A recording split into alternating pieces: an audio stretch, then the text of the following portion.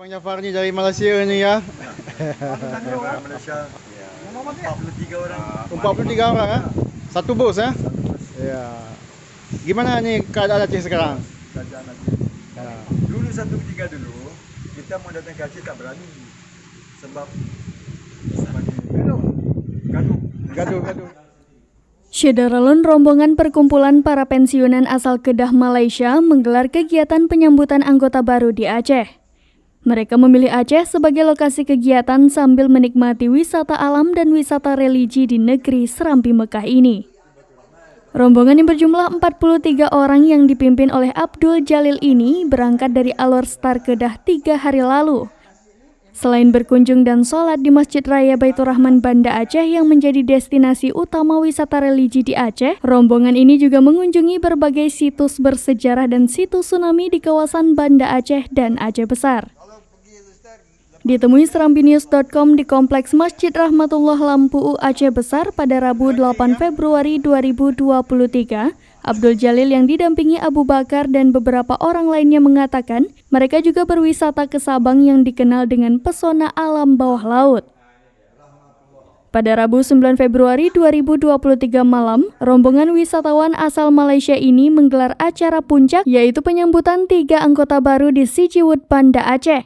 Mereka kembali bertolak pulang ke Malaysia pada Kamis 9 Februari 2023 sore dengan pesawat Air Asia dari Bandara Sultan Iskandar Muda Aceh Besar ke Kuala Lumpur International Airport.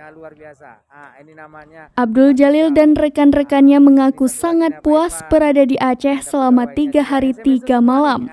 Dalam sebuah video yang dikirimkan ke serambinews.com, Abdul Jalil mengajak dan siap memfasilitasi warga Malaysia untuk berkunjung ke Aceh, termasuk yang ingin mencari anak mantu di Aceh. Ini satu lagi nih Pak Irfan. Ini ada pegawainya juga. Handsome semua nih.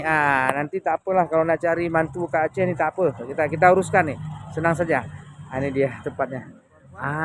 Menurutnya, di antara hal yang menimbulkan kesan mendalam dalam kunjungannya ke Aceh adalah masyarakatnya yang ramah, alam yang asri, serta banyak menyimpan bukti sejarah kerajaan dan situs tsunami.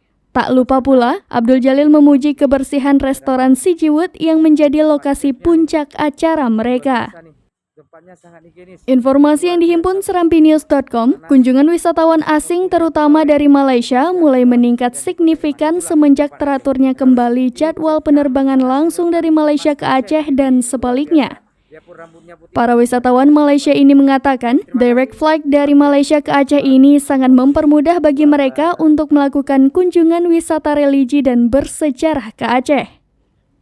Diperkirakan jumlah kunjungan wisatawan Malaysia ke Aceh akan meningkat tajam pada bulan Ramadan 1444 Hijriah yang akan jatuh pada akhir Maret 2023 Masehi. Dari Banda Aceh, Muhammad Hadi, serambinews.com.